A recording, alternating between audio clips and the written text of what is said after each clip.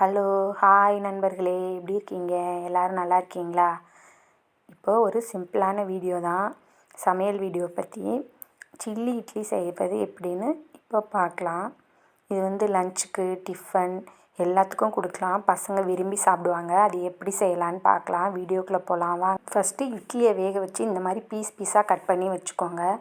அதுக்கு தேவையானது பெரிய வெங்காயம், தக்காளி, இஞ்சி பூண்டு, குடமிளகா, காஞ்ச மிளகா, பச்சை மிளகா, கொஞ்சோண்டு கருவேப்பிலை எடுத்துக்கோங்க. இட்லி இந்த மாதிரி உங்களுக்கு எந்த ஷேப் தேவையோ அந்த அளவுக்கு நீங்கள் கட் பண்ணி வச்சுக்கோங்க. கடாயை வச்சு எண்ணெயை ஊற்றி நல்லா எண்ணெய் காஞ்சோன்னே நம்ம கட் பண்ணி வச்சுருக்க அந்த இட்லியை போட்டு நல்லா ஃப்ரை பண்ணி எடுத்துக்கலாம். உங்களுக்கு தேவையான அளவுக்கு ஃப்ரை பண்ணிக்கோங்க. குழந்தைங்கன்னா நல்லா க்ரன்ச்சியாக கேட்பாங்க. அந்த மாதிரி பெரியவங்களுக்கு கொடுக்குறதுனா கொஞ்சம் சாஃப்டாக கொடுக்கலாம். அவங்களால சாப்பிட முடியாதுல்ல, அதனால் உங்களுக்கு எப்படி தேவையோ அந்தளவுக்கு நீங்கள் பொரித்து எடுத்துக்கோங்க. அந்த எண்ணெயிலே வந்து குடமிளகா போட்டு பொரிச்சு எடுத்துக்கோங்க. குடமிளகாவில் கலர் கலராக இருக்குது, சிவப்பு கலரு, மஞ்சள் கலரு, இந்த மாதிரி கலர் கலராக இருக்குது. உங்களுக்கு என்ன மாதிரி கலர்ஸ் தேவையோ அதையும் நீங்களும் எடுத்துக்கலாம். என்கிட்ட இப்போ பச்சை கலர் தான் இருந்தது, க்ரீன் கலர், அதனால் அதை எடுத்துட்டேன். கலர் கலராக இருக்கையில் அது நல்லா இருக்கிறதுனால குழந்தைங்க நல்லா விரும்பி சாப்பிடுவாங்க. கலர்ஃபுல்லாக இருக்கும்ல அது எல்லாமே போடுறப்போ, அதனால் கொஞ்சம் நல்லா விரும்பி சாப்பிடுவாங்க. உடம்புக்கு நல்லது தான், இது எதுவும் கெடுதல்லாம் கிடையாது. கொஞ்சம் எண்ணெய் ஐட்டம் அவ்வளோதான். ஃப்ரை பண்ணுறோம் எல்லாமே. ஃப்ரை பண்ணி கொடுக்குறதெல்லாம் கொஞ்சம் ஆயில் ஃபுட்டு தான், மற்றபடி கொடுக்கலாம். நம்ம வேறு இதில் வந்து எதுவுமே கெமிக்கல் ஐட்டம்ஸ் மாதிரி எதுவும் நம்ம கலக்கலை. அதனால் நம்ம வீட்டிலே செஞ்சு கொடுக்குறதுனால குழந்தைங்களுக்கு ஆரோக்கியம்தான். நம்ம வீட்டில் நம்மளே செஞ்சு கொடுத்தா குழந்தைங்க அது நல்லாவே விரும்பி சாப்பிடுவாங்க. குடமிளகாயை நல்லா ஃப்ரை பண்ணி எடுத்துக்கலாம். அப்புறம் பெரிய வெங்காயம் உங்களுக்கு எவ்வளோ அளவு தேவையோ அந்த அளவுக்கு நீங்கள் கட் பண்ணி வச்சுக்கிட்டு அதையும் இதே எண்ணெயில் ஃப்ரை பண்ணி எடுத்துக்கோங்க. சில பேர் சாப்பிடுவாங்க ஆனியன், சில பேர் சாப்பிட மாட்டாங்க. இந்த மாதிரி ஃப்ரை பண்ணி கொடுத்திங்கன்னா குழந்தைங்களா இருக்கட்டும், பெரியவங்களாக இருக்கட்டும், யாராக இருந்தாலும் கொஞ்சம் விரும்பி சாப்பிடுவாங்க. கொஞ்சம் டேஸ்ட்டாக இருந்ததுன்னா யாராக இருந்தாலும் ஒரு கை கொஞ்சம் கூட தானே சாப்பிடுவாங்க. அதனால் வந்து இந்த மாதிரி செஞ்சு கொடுத்து பாருங்கள், நல்லாவே இருக்கும். நல்லா சாப்பிடுவாங்க எல்லாருமே, எல்லாருக்கும் ரொம்ப பிடிக்கும். இதே மாதிரி வந்து ஃப்ரை பண்ணி அதையும் எடுத்துக்கோங்க. ஃப்ரை பண்ணி எடுத்துக்கோங்க. இதையும் நல்லா முறுன்னு ஃப்ரை பண்ணலாம். ரொம்ப நல்லாவே இருக்கும். வெங்காயம் சேர்க்குறது உடம்புக்கும் நல்லது தான். சேர்த்து நீங்கள் பொரித்து எடுத்துக்கோங்க.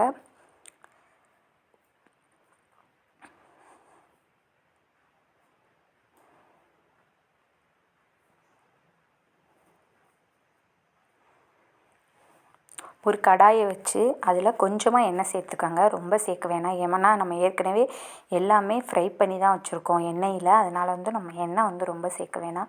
கம்மியாக கொஞ்சமாக எண்ணெய் ஊற்றிக்கோங்க. ஊற்றிக்கிட்டு அதில் கொஞ்சம் கடுகு போட்டுக்கோங்க. மசாலா ஐட்டம்ஸ் நம்ம ரொம்ப சேர்க்க போகிறது கிடையாது. இதில் மசாலா ஐட்டம்ஸ் கம்மியாக தான் சேர்க்க போகிறோம். அதனால் கொஞ்சோண்டு கடுகு சேர்த்துக்கிட்டு ஜீரகம் சேர்த்துக்கோங்க. ஜீரகம் நல்லது, ஜீரகம் சேர்த்துக்கோங்க. இது ரெண்டும் நல்லா பொரியட்டும். கொஞ்சம் நல்லா பொரிஞ்சோன்னே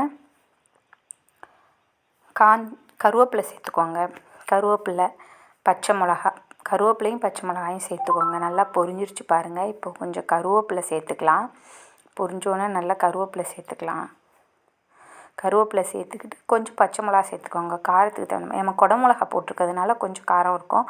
அதனால் பச்சை மிளகா கொஞ்சம் கம்மியாகவே சேர்த்துக்கோங்க. 1 இல்லைன்னா 2, அதுக்கு மேலே சேர்க்க வேணாம். சேர்த்துக்கிட்டு இஞ்சியும் பூண்டையும் நான் துருவி வச்சுருக்கேன், பேஸ்ட் கிடையாது. நல்லா துருவுறது ஷாப்பர் இருக்குல்ல, அதில் துருவி வச்சுக்கிட்டிங்கன்னா நல்லாயிருக்கும். அது கொஞ்சமாக சேர்த்துக்கோங்க.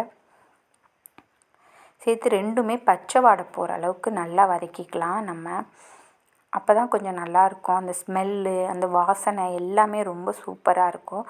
கொஞ்சம் பச்சை வாடை போகட்டும். நீங்கள் வெங்காயம் வேணால் வெங்காயம் சேர்த்துக்கலாம். நான் ஏற்கனவே வெங்காயம் வச்சுருக்கிறதுனால சேர்க்கல. ஒரே ஒரு தக்காளி மட்டும் சேர்த்துருக்கேன். இதில் சாஸ் ஊற்றிக்கலாம். Tomato sauce, soya sauce, chilli sauce, எந்த சாஸ் வேணாலும் நம்ம ஊற்றிக்கலாம். சாஸ்லாம் நான் சேர்க்க மாட்டேன். அந்த புளிப்புக்காண்டி கொஞ்சோண்டு தக்காளி சேர்த்துக்கிறேன். நீங்கள் லெமன் கூட லாஸ்ட்டாக சேர்த்துக்கலாம். எல்லாம் செஞ்சு முடித்தோன்னே புளிப்புக்கு சில பேர் கொஞ்சம் புளிப்பாக இருந்தால் நல்லாயிருக்கும் அப்படின்னு சொல்லுவாங்க. அந்த லாஸ்ட்டு ஸ்டேஜில் இறக்குறப்போ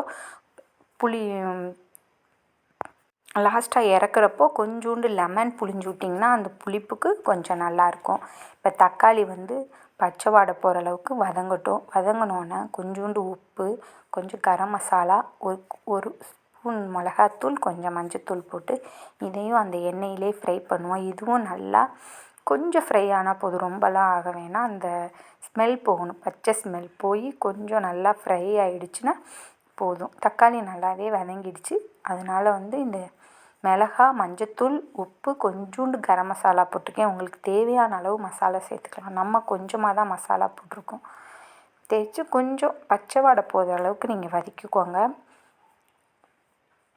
இது நல்லா வதங்கினோன்னே நம்ம ஃப்ரை பண்ணி வச்சுருக்க இட்லி, குடமிளகா, வெங்காயம் இதெல்லாம் இதில் சேர்த்து நம்ம கிளறி விட போகிறோம்.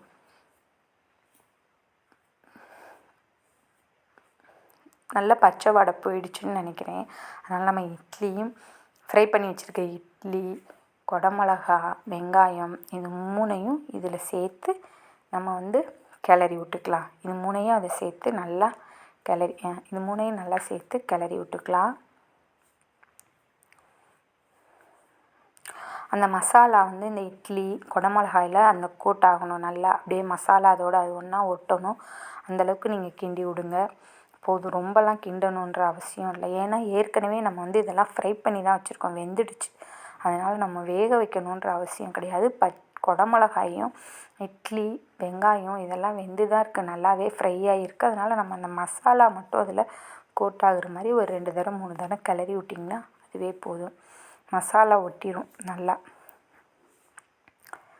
இந்த மாதிரி கலர் வந்துடும். நல்லா ஒரு 2 தடவை 3 தடவை கிண்டி விட்டிங்கன்னா போதும். இந்த கலர் வந்துடும். வந்தோடனே கொத்தமல்லி போட்டு இப்போதைக்கு இந்த இறக்குற ஸ்டேஜில் நீங்கள் புளிப்பு வேணும் அப்படின்னா கொஞ்சமாக லெமன் புழிஞ்சு விட்டுக்கலாம். கொஞ்சமாக லேசாக லெமன், சில பேர் புளிப்பாக சாப்பிடுவாங்க. அதனால் கொஞ்சமாக லெமன் புழிஞ்சு விட்டிங்கன்னா ரொம்ப சூப்பராக இருக்கும். அவ்வளோதான், சில்லி இட்லி ரெடி ஆயிடுச்சு. இதே மாதிரி உங்கள் குழந்தைங்களுக்கும் நீங்கள் செஞ்சு கொடுத்து சாப்பிட சொல்லுங்கள். நல்லா விரும்பி சாப்பிடுவாங்க, அவங்களுக்கு ரொம்பவே பிடிக்கும். இதை என் பையனுக்கு கொடுக்குறேன். பெரியவங்களுக்கும் எல்லாருக்குமே செஞ்சு கொடுக்கலாம், விரும்பி சாப்பிடுவாங்க, நல்லாவே இருக்கும். எப்படி இருந்துச்சுன்னு சொல்லி செஞ்சு பார்த்துட்டு எப்படி இருந்துச்சுன்னு சொல்லி நீங்கள் கமெண்டில் எனக்கு கமெண்ட் பண்ணுங்கள்.